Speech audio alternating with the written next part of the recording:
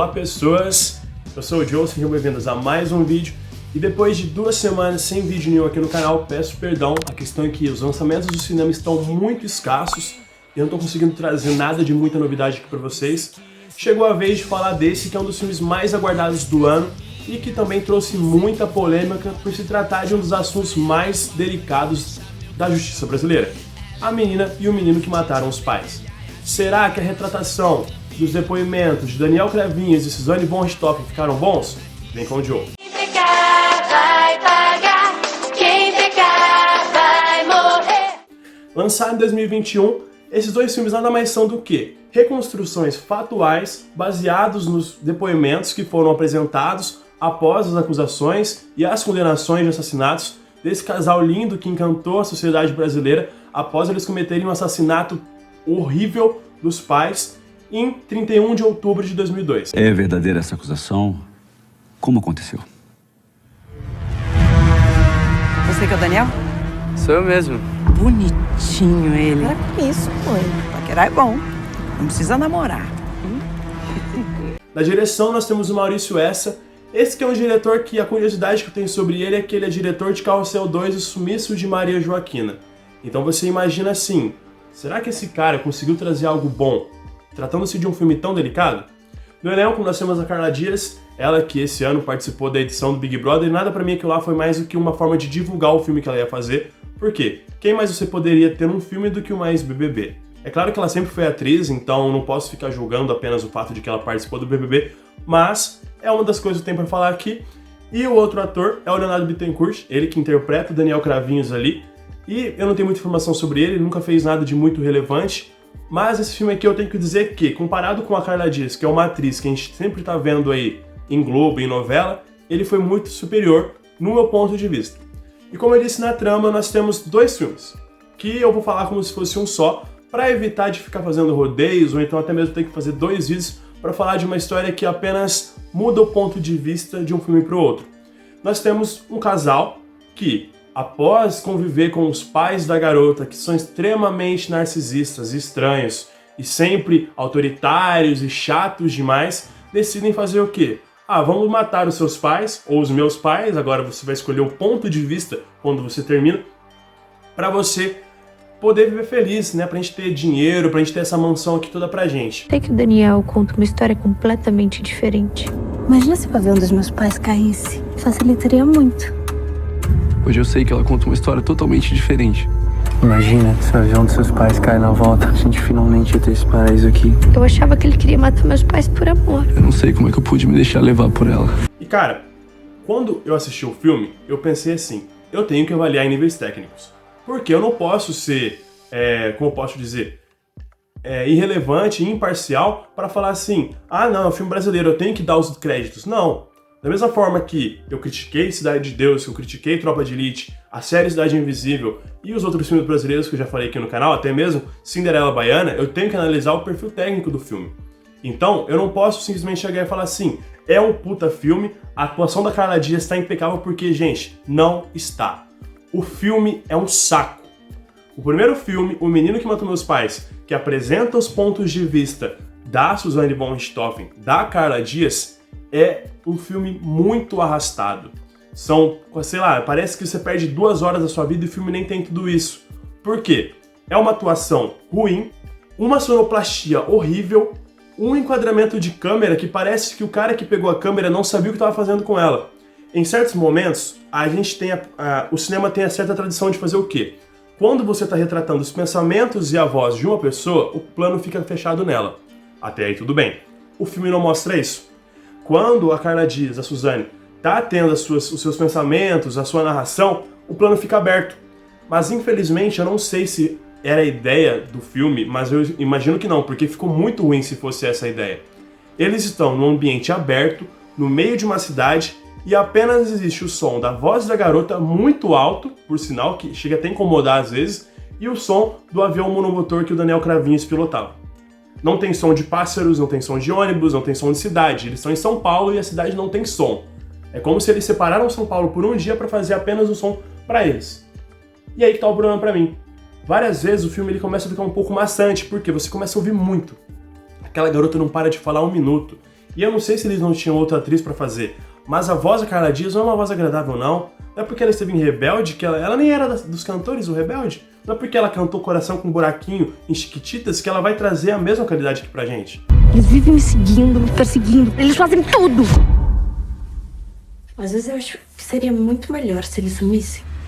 A questão é que ficou muito maçante. É um filme que você não vê a hora de acabar. Meu irmão estava assistindo comigo e falava assim, esse filme não vai acabar não? E eu falei pra ele, mas não começou outro filme ainda. Ele falou, eu sei, mas é esse mesmo que eu tô falando, não acabou até agora.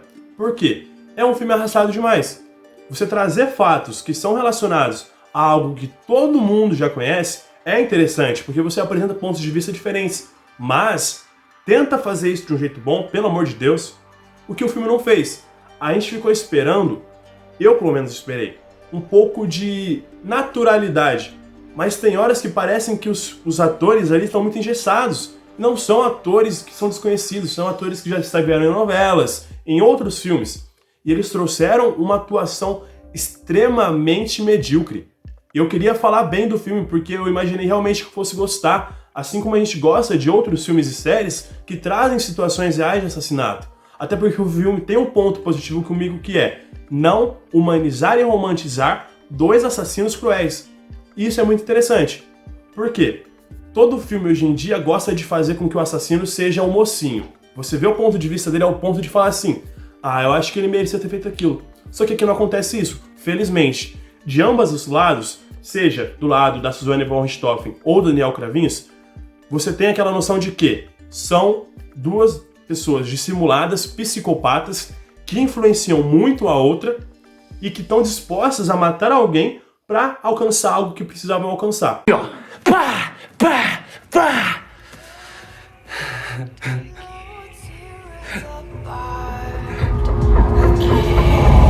Matou? O filme, ele acabou por ser um pouco chato demais. Por quê? Principalmente o primeiro, né? Quando a gente tem todas as narrações ali da Suzanne von Richthofen e as atuações mais do Leonardo Bittencourt, que é o Daniel Kravinhos. Cara, ficou muito arrastado. Eu não sei se é porque o núcleo da Carla Dias ali, da Suzanne, é um pouco mais social demais e acaba por ser um pouco chato de ver, mas comparado ao segundo filme, no qual a gente tem o depoimento do Leonardo, do Daniel Kravinhos, que é um pouco mais agitado. Aí a gente acaba até por, como posso dizer, comprar um pouco mais o depoimento dele comparado com o dela. Por quê? No momento do primeiro filme, ela fala quando ele apresentou as drogas pra ela. Olha só, a Suzanne von Richthofen, menina que tinha mó cara de louca, foi apresentada as drogas por Daniel Kravinhos. Eu não tô querendo defender, falar que ela que apresentou pra ele. Mas, gente, hoje em dia, o que é muito mais comum, você vê o consumo de drogas na periferia no qual o Daniel Kravinhos vivia, porque ele não era uma pessoa bem de vida, né? Ele não tinha uma grande estrutura familiar financeira, ou no meio dos playboyzada, que nem a Suzanne von Richthofen vivia. Quando ela apresenta as drogas pra ele no filme dele, é muito mais convincente. Por quê? É o que a gente vê hoje em dia. Hoje em dia não, eu imagino que há 30 anos a playboyzada consuma muito mais droga do que a periferia, por conta de que tem cacife pra isso. Nem todo mundo hoje em dia tem dinheiro pra ficar gastando com droga o tempo inteiro. Quem tem isso, filho, tem que ser muito precioso, e é aquela coisa assim, um momento muito particular pra você utilizar. Mas, quando a gente vê no ponto de vista da Suzanne, toda hora o Daniel Kravinhos tá com um cigarro de maconha, a gente fala assim, caralho, tu fuma aí, filho? Porra, parece uma chaminé. Enquanto no ponto de vista dela, sempre é ela quem oferece pra ele. E até mesmo quando ela tem contato com outras drogas, aparentemente quem quis ter aquilo ali foi ela. Você é a mina mais linda que eu já vi na vida. Você diz isso pra todas, aposto. Eu só penso em você. Salve, salve, família! Eu não sei como você não mora aqui com seus pais, eles são o máximo. Então bora trocar de família, então? Top. Um outro ponto também que eu quero destacar, que pra mim foi muito decepcionante, é o fato de que nós temos a Marisia e o Manfred von Richthofen, que são os pais da Suzanne von Richthofen, e o Andreas von Richthofen, que é o irmão dela. Se você somar o tempo de tela dos três, não dá o tempo de tela que os peitos da Carla Dias tiveram no filme. É claro que, tipo assim, a gente acaba por querer defender o filme brasileiro, como Bacurau, Minha Mãe é uma Peça 3, Tropa de Elite, Cidade de Deus, que são filmes que tentaram trazer um pouco mais de qualidade e deixar um pouco a putaria de lado. Mas o filme faz isso. E eu não tô reclamando, não é um problema. Se você quer apresentar, apresente. Mas, gente, a gente não tem, a gente acaba por apenas ficar com o ponto de vista dos dois. A gente não acaba criando uma conclusão sobre os pais. A gente sabe que os pais dela eram um pouco rígidos demais e talvez um pouco estranhos, porque a mãe dela talvez traiu o pai dela com uma mulher e o pai dela saiu com garotos de programa. Mas a gente pensa assim, mas será que é motivo para realmente matar? Pais são exigentes, eles têm que fazer isso, eles exigem o melhor para os filhos para que eles tenham uma vida tranquila. Mas aqui eles pintaram os dois como se fossem dois monstros, tanto no ponto de vista do Daniel Kravinhos quanto da Suzane von Richthofen. Ficar vendo só final de semana, pra mim, tá muito ruim. Eu não escondo você deles. Eu escondo eles de você. Sorri, pai. Tem que estudar, ou não estuda, aí vive de bico. É isso que você quer pra sua vida? Eu acho engraçado que seu pai fica controlando você. Com que moral que eles têm? Para os dois filmes, ou como eu disse, eu vou somar os dois, eu vou dar uma nota 6, porque pra mim a atuação foi medíocre, a sonoplastia tá uma droga, os planos de câmera ficaram extremamente horríveis e sem nenhuma qualidade de enquadramento visual para que você tenha uma noção do que está acontecendo. E também, eu queria, tipo assim, apenas dar o crédito pro segundo filme, A Menina que Matou Meus Pais. Eu acho que nesse filme, o fato da atuação da Carla Dias ser um pouco superior ao do Leonardo Bittencourt deixou o filme melhor. E a capacidade dele de narrar o filme ficou um pouco mais segura de se acreditar. Não à toa, no meu ponto de vista, ela foi a arquiteta por trás de tudo. É claro que eu posso estar sendo errado aqui, a gente nunca vai saber, né? Porque a justiça condenou os dois pelo mesmo tempo de prisão.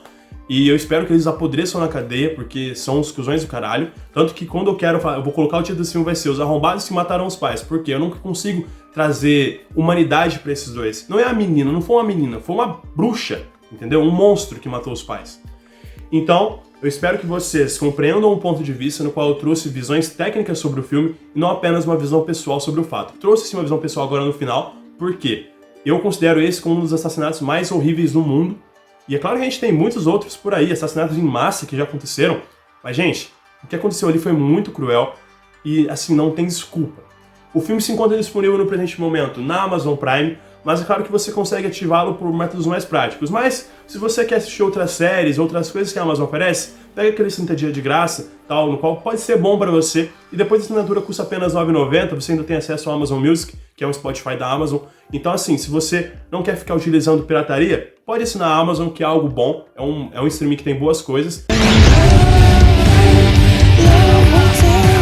O que foi, filha? Eu quero morar toda porra! Eu preciso de você aqui.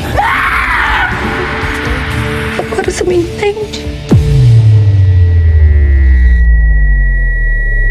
E eu espero que vocês tenham gostado do vídeo. Muito obrigado por ter ficado até aqui. Deixe seu like, comenta aqui o que você achou das meninas que mataram os pais, arrombado que matou os pais. Até o próximo vídeo e valeu!